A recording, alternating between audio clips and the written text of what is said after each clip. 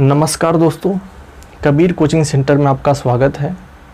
दोस्तों, आज हम पढ़ेंगे हड़प्पा सभ्यता या सिंधु घाटी सभ्यता।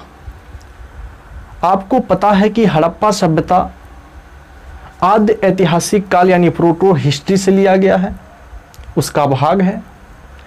आद्य ऐतिहासिक काल कहते किसे हैं दोस्तों? यानी ऐसा समय जिसको जानने के बारे में लिखित साक्ष्य भी है, पुरातात्विक साक्ष्य भी है, लेकिन जो लिखित साक्ष्य है दोस्तों उसे हम पढ़ नहीं सकते, कोई पढ़ ही नहीं पाया। यानी एक ही साक्ष्य बचा, वो है पुरातात्विक साक्ष्य। खुदाई करने पर जो साक्ष्य मिले उसी के आधार पर इस काल का वर्णन किया गया है। और आद्य ऐतिहासिक काल का एक विभिन्न अंग है हड़प्पा सभ्यता। नौपाषाण काल के समापन होते होते एक ऐसी सभ्यता का विकसित हुआ जो वास्तव में मानव के विकास के तरफ एक तेजी से काम करने शुरू कर दिया। दोस्तों, हुआ ये कि 1826 में चार्ल्स मेसन नाम के एक व्यक्ति की नज़र हड़प्पा के टीले पर पड़ती है। उन्होंने देखा कि एक बहुत ऊंचा टीला है और वाकई में वो हड़प्पा ही था, लेकिन फिलहाल कोई खुदाई नहीं हो पाई। यानी इनकी नज़र पड़ती है, लेकिन ये इसके प्रति इसको जानने के बारे में महत्वपूर्ण भूमिका जो निभाना चाहिए वो आगे काम हो नहीं पाया और हड़प्पा सभ्यता दबी की दबी रह गई। इसके बाद हुआ दोस्तों 1853 में, आपको पता है कि भारत में पहली बार रेलगाड़ी चली थी बम्बई से थाने के बीच में। और दोस्तों हुआ ये कि 1853 से 1856 के बीच जब हमारे देश में रेलवे पटरी बिछाने का काम चल रहा था,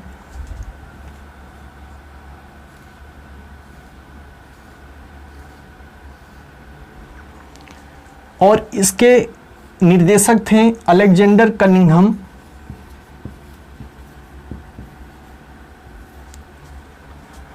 और दोस्तों ब्रंटन बंधु नाम के दो व्यक्ति थे, दो भाई थे। उनका नाम है जॉन ब्रंटन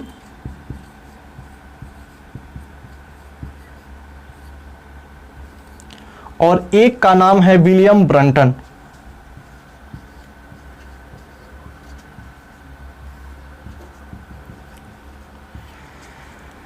ये दो भाई हैं जॉन ब्रंटन और विलियम ब्रंटन।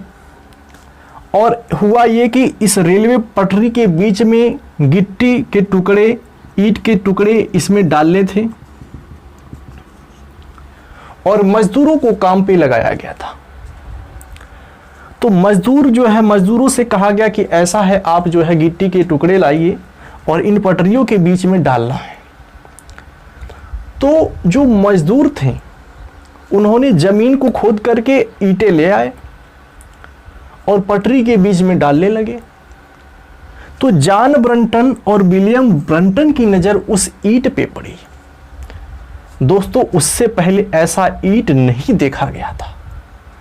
और हुआ ये कि इन्होंने देखा कि ऐसी ईंट तो आसपास कहीं है ही नहीं, और इन्होंने जो ईंट लाया है वो सबसे अलग है। तो एक बार फिर मौका मिला था हड़प्पा सभ्यता के बारे में जानने के लिए, लेकिन संजोग था कि इस बार भी हम हड़प्पा सभ्यता को जानने से चूक गए। और फिर आगे आता है 1921 में जॉन मार्शल, एक निर्देशक हैं जॉन मार्शल,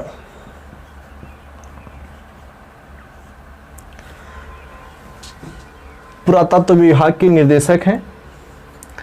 जॉन मार्शल के नेतृत्व में दो व्यक्ति नियुक्त किए गए। एक व्यक्ति का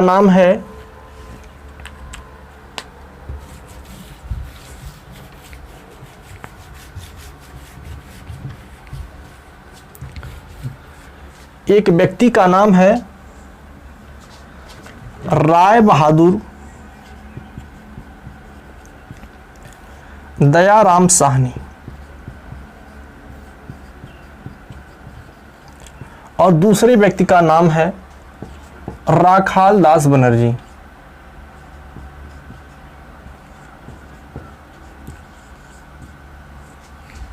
तो जॉन मार्शल ने दो व्यक्तियों को बुलाया, एक राय बहादुर दयाराम साहनी और दूसरी राखाल दास बनर्जी को। तो राय बहादुर दयाराम साहनी को कहा कि भाई जाइए आप जो है खुदाई करवाइए। तो ये चले गए हड़प्पा नामक स्थान पे। 1921 में दोस्तों जाते हैं। तो ये जाते हैं, खुदाई करते हैं और खुदाई करने पर जो है वहाँ साक्ष्य मिलते हैं और हड़प्पा सभ्यता के बारे में जानने का जो है एक पुरातात्विक साक्ष्य मिलता है। और 1922 में राखाल दास बनर्जी ने जो है मोहनजोदड़ो की खोज की।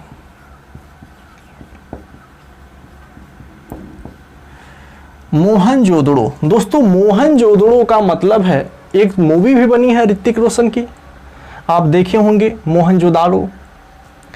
तो मोहनजोदड़ो का मतलब होता है दोस्तों मृतकों का टीला, यानी एक ऐसा टीला जिसके नीचे दबा हुआ है, बहुत साक्ष्य, पुरातात्विक साक्ष्य दबा हुआ है, सब जो मर चुके हैं पहले, वही मृतकों का टीला यानी मोहनजोदड़ो।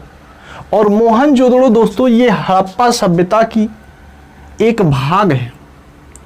और इन दोनों के बीच में दोस्तों 640 किलोमीटर की दूरी है और ये दोनों पाकिस्तान में पड़ते हैं। कहाँ पड़ते हैं दोस्तों? पाकिस्तान में। तो इस तरह से हड़प्पा की खोज सबसे पहले 1921 में राय बहादुर दयाराम साहनी ने हड़प्पा की खोज की और 1922 में मोहनजोदाड़ो की खोज राखाल दास बनर्जी ने की। और इन दोनों के बीच 640 किलोमीटर की दूरी है जो पाकिस्तान में स्थित है। तो इस प्रकार से हमें हड़प्पा को जानने का, हड़प्पा सभ्यता को जानने का मौका मिला। सबसे पहले हड़प्पा नामक स्थान पे खुदाई हुई, तो इसलिए इसका नाम हड़प्पा पड़ गया। इसके बाद दोस्तों सिंधु नदी के आसपास इसकी खुदाई हुई, तो सिंध नदी के किनारे खुदाई हुई, तो इसका नाम रखा गया सिंधु सभ्यता। क्योंकि दोस्तों उस समय कोई वैसा नाम तो था नहीं, तो जहाँ पे जो साक्ष्य मिला उस साक्ष्य के आधार पे, जहाँ भी साक्ष्य मिला उस साक्ष्य के आधार पे उसका नामांकरण कर दिया गया।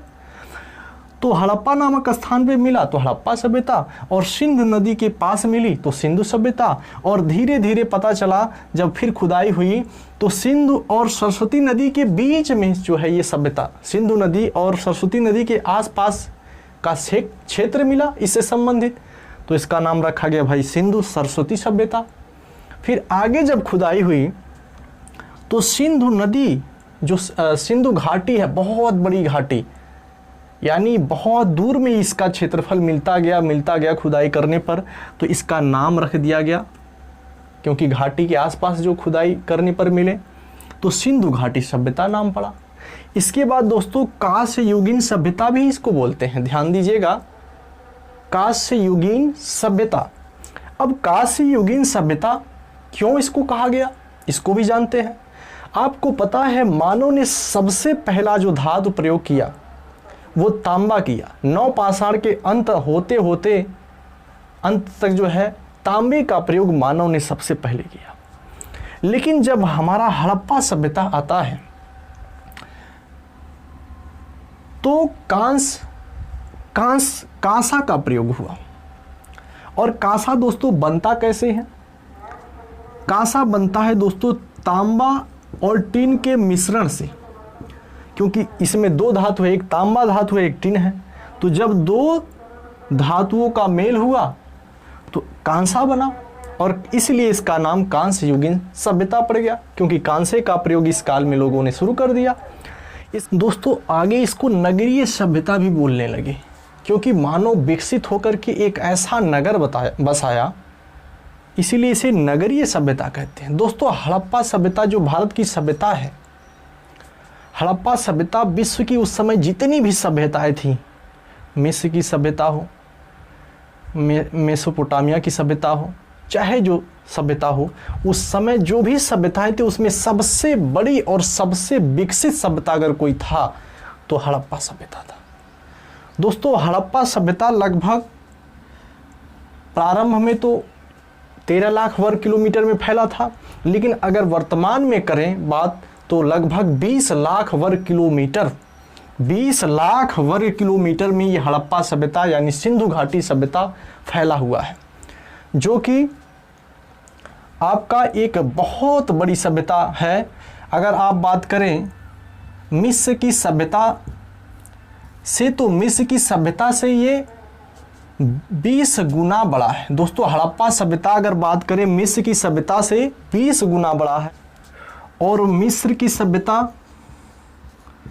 प्लस मेसोपोटामिया की सभ्यता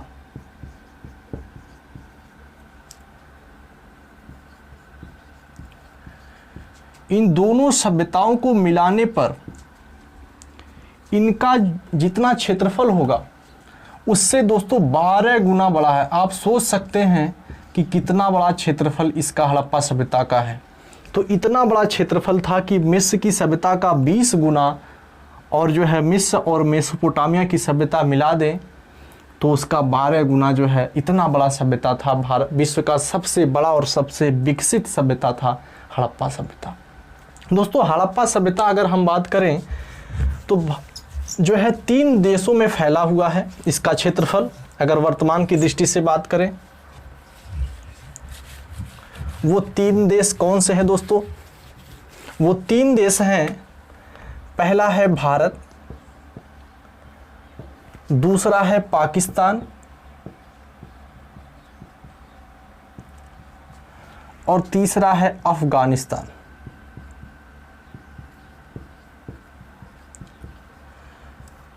इन 3 देशों में जो है भारत का जो हड़प्पा सभ्यता है वो फैला हुआ है। भारत में और पाकिस्तान और अफगानिस्तान, ये 3 देशों में हड़प्पा सभ्यता जो है फैला हुआ। हड़प्पा सभ्यता के विस्तार के बारे में देखते हैं।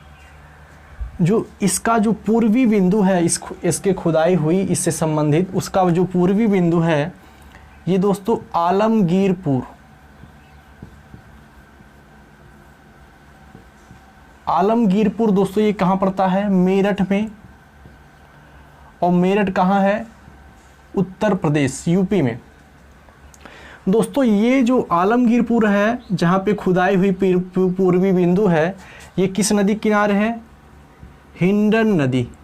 दोस्तों हो सकता है परीक्षाओं में पूछ ले, हिंडन नदी के किनारे है। इसकी खुदाई किसने की? यज्ञदत्त शर्मा, यज्ञदत्त शर्मा। दोस्तों यहाँ पे जो है जो खुदाई हुई वो क्या मिला? मृत भांडों पर बनी चित्रकारी, मृत भांडों पर बने रंगीन चित्र, ये दोस्तों आलमगीरपुर से खुदाई पर मिला। इसके साथ साथ दोस्तों हम पश्चिमी बिंदु देखते हैं जहाँ पे खुदाई करने पर प्राप्त हुआ, इसका नाम है सूतकांगे डोर, सूतकांगे डोर। ये किस नदी किनारे है दोस्तों? ये दाशक नदी के किनारे है, दाशक नदी। दोस्तों इसकी खुदाई किसने की? मार्क आरेन स्टाइन, मार्क आरेन स्टाइन, इन्होंने इसका खोज किया। और यहाँ पे दोस्तों खोज करने के बाद क्या चीज़ें प्राप्त हुई? यहाँ पे जो खोज करने के बाद मिला कि बेबीलोन से व्यापार का साक्ष्य मिला, बेबीलोन से व्यापार का साक्ष्य मिला। दोस्तों बहुत ध्यान से देखिएगा, बहुत इम्पॉर्टेंट टॉपिक है। इसका जो बिंदु है, पूर्वी बिंदु, पश्चिमी बिंदु, उत्तरी बिंदु, जो दक्षिणी बिंदु के साक्ष्य हैं वो बहुत इम्पॉर्टेंट है। दोस्तों इसके बाद हम बात करते हैं, एक चीज़ और मिला, बेबीलोन से व्यापार का साक्ष्य मिला। इसके साथ साथ जो दोस्तों मानव की जो अस्थि हैं जो जलाने के बाद राख होती है उसको एक बर्तन में रखने का साक्ष्य मिला। तो मानव अस्थि जो है के राख को जो है बर्तन में रखने का साक्ष्य मिला, कहाँ से? सूतकांगे डोर से। ठीक है ना दोस्तों। इसके बाद हम बात करते हैं उत्तरी बिंदु। इसकी खुदाई कहाँ पे हुई? मांडा। ये कहाँ पे है दोस्तों? जम्मू कश्मीर। दोस्तों ये किस नदी के किनारे है? चिनाब नदी के किनारे इसकी खुदाई हुई। क्योंकि आपको पता है जो सभ्यता है, हड़प्पा सभ्यता, वो किसी न किसी नदी के किनारे लोग बसे थे। जो नगर थे वो नदी के किनारे, ताकि उनका जीवन जो है आसानी हो, जल की कमी ना हो। तो इस तरह से ये नदी के किनारे बसे थे, इसलिए बार बार आपको नदी के किनारे आपको मिलेगा। दोस्तों यहाँ से हमें क्या साक्ष्य मिला? यहाँ से हमें दोस्तों मुहरों का साक्ष्य मिलता है। क्या मिलता है? मुहरों के साक्ष्य। मुहरों के साक्ष्य प्राप्त होते हैं। और इसकी खुदाई किसने की? जगपत जोशी। दोस्तों किसने की? जगपत जोशी, इन्होंने इसको खोदा। इसके बाद हम दक्षिणी बिंदु पे आ जाते हैं। तो दक्षिणी बिंदु पे आएंगे दोस्तों, क्या नाम है? दैमाबाद। कौन सा स्थल है? दैमाबाद। और दैमाबाद कहाँ पड़ता है दोस्तों? अहमदनगर। अहमदनगर कहाँ है? महाराष्ट्र। और दोस्तों अगर आप देखें इसके विस्तार क्षेत्र के बारे में, तो इसकी आकृति कैसी बन रही है? इसकी आकृति कैसी बन रही है दोस्तों? देखें, ये इसको मिला दिया, फिर दक्षिणी बिंदु को मिला दिया, और फिर इसके बाद ऐसे मिला दिया। तो आप देख पा रहे हैं कि चित्र जो है हमारा लगभग त्रिभुजाकार है। और ये त्रिभुजाकार, यही हमारा पूरा का पूरा सिंधु घाटी सभ्यता और हड़प्पा सभ्यता है। और हड़प्पा सभ्यता में जो स्थल खोजे गए, अब तक वो 1400 से ज़्यादा स्थलों की खुदाई हो चुकी है। दोस्तों बहुत इंपॉर्टेंट है, परीक्षाओं में आ सकता है। 1400 से ज़्यादा स्थलों की खुदाई हो चुकी है अब तक। तो दोस्तों ये हमारी आकृति कैसी बनी? त्रिभुजाकार, यानी त्रिभुज के आकार जैसा हमारा सिंधु घाटी सभ्यता था। और 1400 स्थल इसी के बीच में आ जाते हैं दोस्तों। और ये आपका जो है पूर्वी बिंदु, पश्चिमी बिंदु और उत्तरी बिंदु और दक्षिणी बिंदु के 4 स्थान थे, जिनको मिलाने पर हमारी आकृति कैसी बनती है? हड़प्पा सभ्यता की त्रिभुजाकार। दोस्तों हड़प्पा सभ्यता की एक महत्वपूर्ण विशेषता है, वो है नगर योजना। नगर योजना दोस्तों, जो नगर बनते थे वो किस पद्धति पर आधारित थे? ग्रिड पद्धति पर आधारित थे। दोस्तों नगरों में जो है जो घर हुआ करते थे वो सड़कों के किनारे हुआ करते थे। और सड़क जो है चौड़ी होती थी और समकोण काटती थी। इस तरह से समकोण काटती थी, 90 डिग्री पर वो जो है सड़क काटती थी और चौड़ी सड़कें हुआ करती थी। और इसमें जो घर हुआ करते थे, वह घर जो है उसके दरवाजे सड़क की ओर नहीं खुलते थे, बल्कि पीछे गली की तरफ खुलते थे उसके दरवाजे, न कि सड़क की तरफ। और पहले भी लोग सड़क के किनारे बसते थे, आज भी सड़क के किनारे बस रहे हैं लोग। तो कितने बड़े इनकी बुद्धि डेवलप हो चुकी थी उस समय। तो दोस्तों उस घर में कई कमरे हुआ करते थे, उसमें रसोई घर, स्नान घर, तो तमाम व्यवस्थाएं उन्होंने अपने घर में कर। सामाजिक जीवन कैसा था दोस्तों? ये सामाजिक जो जीवन था हड़प्पा सभ्यता का, ये मातृसत्तात्मक था।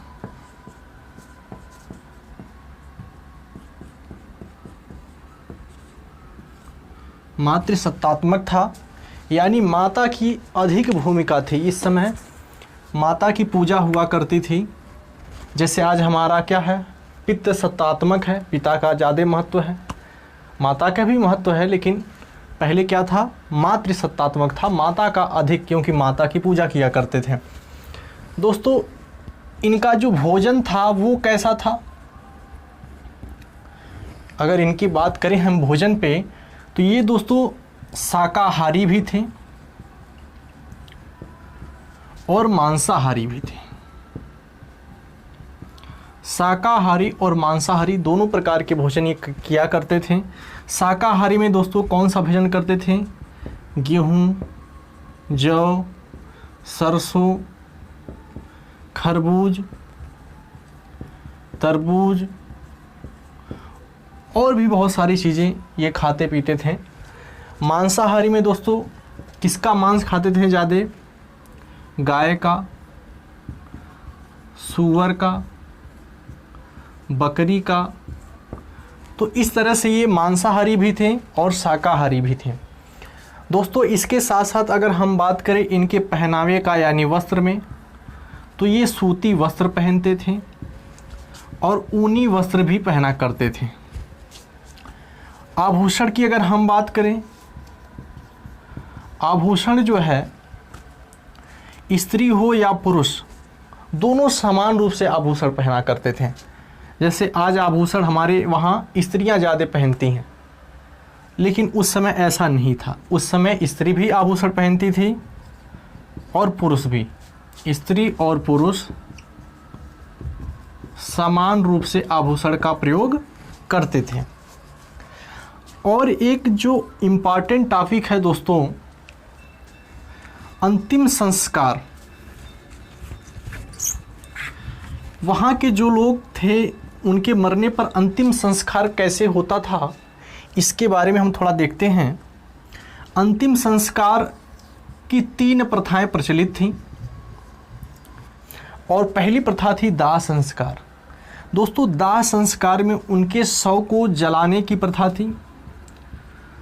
जलाने के बाद उनकी जो राख हुआ करती थी, जलाने के बाद शव को, उस राख को थोड़े से किसी पात्र में रख करके ज़मीन में गाड़ देते थे। इसे बोलते हैं दाह संस्कार। दूसरा क्या था दोस्तों? दूसरा था पूर्ण संस्क्रमण, ठीक है ना, या आप बोल सकते हैं पूर्ण समाधिकरण। दोस्तों पूर्ण समाधिकरण का मतलब होता है कि उसके शरीर को पूर्ण रूप से पूरे शरीर को जमीन में गाड़ देते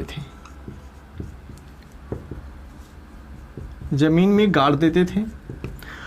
तो पूर्ण रूप से उनके शरीर को जमीन में गाड़ने की प्रथा जो है उसे बोलते हैं पूर्ण समाधिकरण। और एक और प्रचलित थी जिसका नाम है आंशिक समाधि।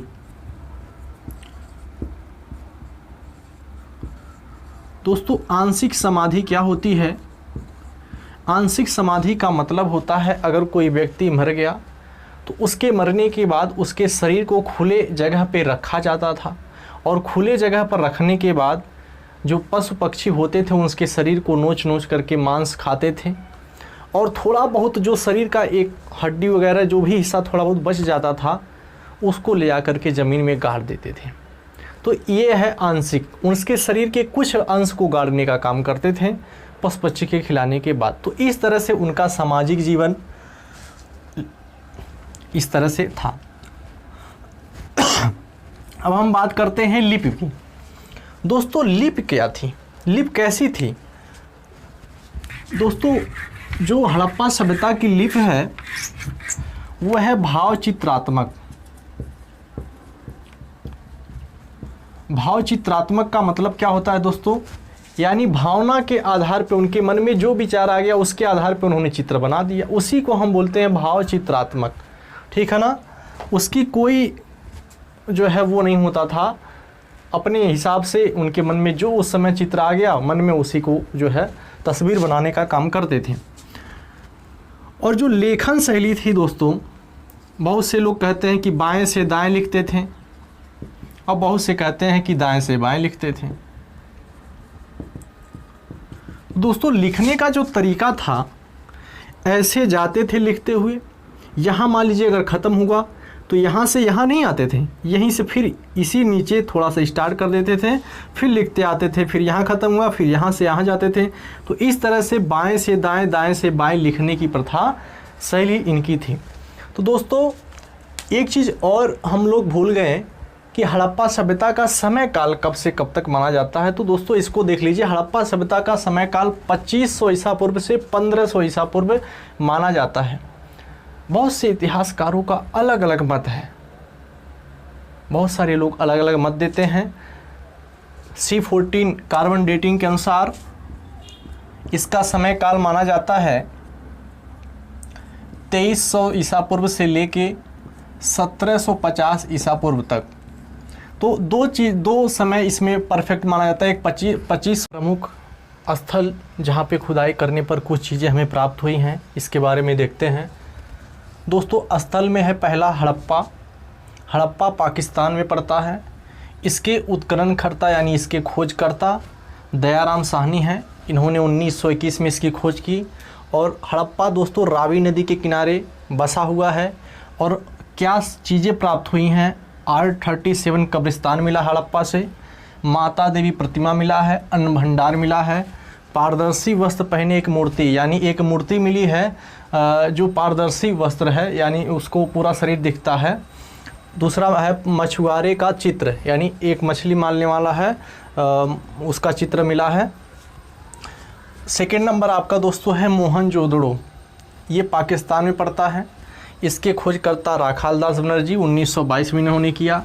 सिंधु नदी के किनारे पड़ता है। और कांसे की नर्तकी यहाँ से प्राप्त हुई है दोस्तों। सूती कपड़े का साक्ष्य भी यहाँ से मिला है। आर्यों के आक्रमण का भी साक्ष्य मोहनजोदड़ो से मिला है। और एक स्नानागार भी मिला है, आपको पता है, जो 11.88 मीटर लंबा और 7.01 मीटर चौड़ा और 2.43 मीटर गहरा। ठीक है दोस्तों। तीसरा नंबर है लोथल।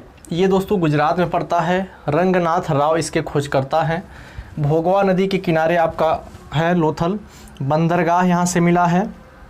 अग्निवेदियाँ मिली हैं। हाथी दांत यानी हाथी का दांत भी मिला है।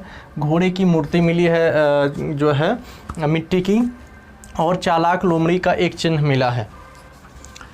फिर अगला आपका है कालीबंगा। कालीबंगा से दोस्तों ये कालीबंगा राजस्थान में पड़ता है। इसके खोजकर्ता हैं अमला घोष 1955, क्योंकि इसकी खोज 2 बार हुई थी। 1955 में अमला घोष ने इसकी खोज की थी। फिर इसके बाद दोबारा इसकी खोज हुई व्रजवासी लाल एवं वी के थापर 1960 में इन्होंने किया। ये घग्घर नदी के किनारे है दोस्तों। कालीबंगा घग्घर नदी के किनारे है। और यहाँ से साक्ष्य क्या मिला, जूते हुए खेत का साक्ष्य मिला है। भूकंप के साक्ष्य यानी भूकंप के जो है यहाँ पे साक्ष्य मिले हैं कि भूकंप आया था। अग्नि हवन कुंड भी प्राप्त हुआ है यहाँ से। इसके बाद दोस्तों लकड़ी की नाली भी मिली है, बहुत इंपॉर्टेंट, कई बार ये पेपर में आया भी हुआ है। जूते हुए खेत का साक्ष्य और लकड़ी की नाली कहाँ से प्राप्त हुई है, कालीबंगा से।